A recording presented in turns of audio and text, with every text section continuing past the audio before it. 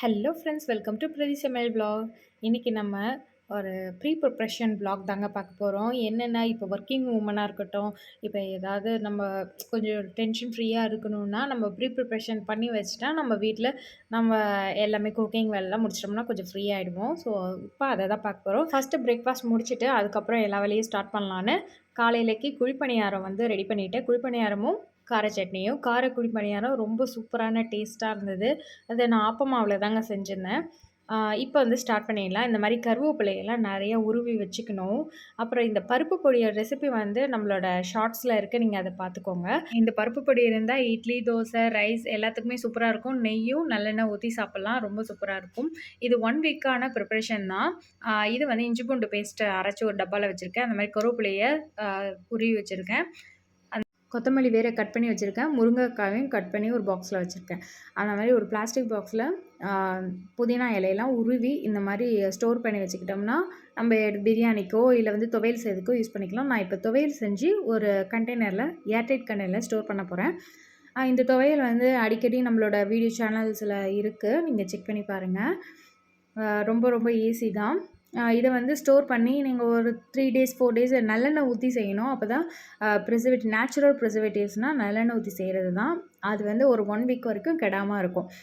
ஃப்ரிட்ஜில் ஸ்டோர் பண்ணி வச்சுக்கோங்க. அந்த மாதிரி லெமன் ஜூஸையும் கட் பண்ணிவிட்டு ஜூஸாக பிழிஞ்சு எடுத்துக்க போகிறேன். இது ஒரு 3 டேஸ்க்கு யூஸ் பண்ணலாம். 1 வீக்லாம் வச்சுருந்தோம்னா அதாவது ஃப்ரீசரில் வச்சா இருக்கும். ஃப்ரிட்ஜில் இந்த டோர்லலாம் வச்சிங்கன்னா 1 வீக் வரைக்கும் தாங்க மாட்டுது. இந்த வெயிலுக்கு சொல்கிறேன். ஸோ அதனால் நம்ம வந்து கொஞ்சம் ஒரு 3 டேஸ் மட்டும் வச்சுட்டு யூஸ் பண்ணிக்கலாம். இந்த மாதிரி ஜூஸரில் போட்டு நல்லா ஜூஸ் மாதிரி புழிஞ்சு எடுத்துகிட்டு ஒரு ஏர்டைட் கண்டெய்னரில் போட்டு மூடி வச்சிட வேண்டியதான். அதை ஃப்ரிட்ஜில் ஸ்டோர் பண்ணி வச்சு எப்பப்போ தேவையோ அப்பப்போ யூஸ் பண்ணிக்கலாம். ஒரு லெமன் ரைஸ் செய்கிறதுக்கு, ஜூஸ் போட்டு எடுத்துகிட்டு போகிறதுக்கு. ஸோ அந்த மாதிரிலாம் ரொம்ப யூஸ்ஃபுல்லாக இருக்கும். நமக்கு டக்குன்னு எடுத்து செய்யலாம், டைமும் சேவ் ஆகும்.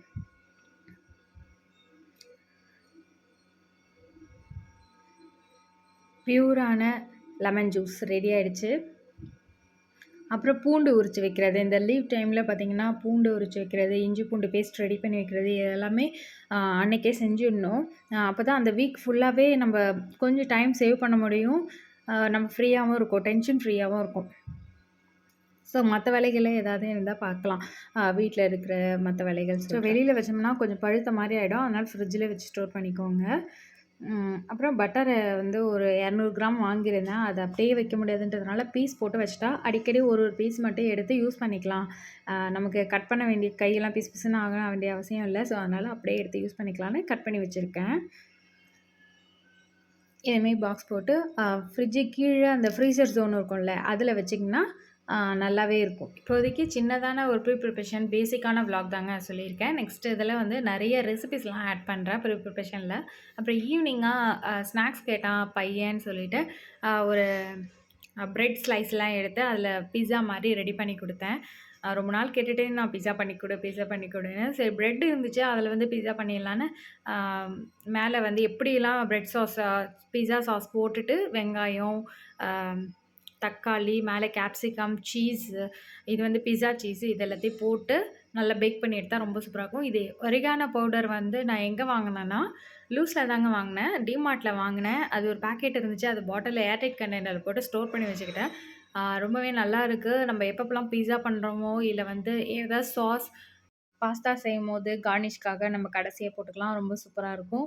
நான் ஈவினிங் ஸ்நாக்ஸ்லாம் முடிஞ்சுட்டு நைட்டு டின்னருக்கு ரெடி ஆகணும் இல்லையா, அதனால் தோசை ஊற்றி போகிறேன். தோசையில் அத்விக் வந்து ரொம்ப கிறிஸ்பியாக கேட்பாரு. அதனால் நெய் ஊற்றி அது மாதிரி கொடுத்துருவேன். ரொம்ப டேஸ்ட்டாக இருக்கும். அது இல்லாமல் கலர் கலராக கேட்டாங்கன்னா அந்த கேரட்டு, பீட்ரூட்டு அந்த மாதிரி பச்சை கலரோ இல்லை பிங்க் கலரோ ஊற்றி தோசை மாதிரி எடுத்து கொடுத்துருவேன். ஸோ நல்லா சாப்பிடுவார்.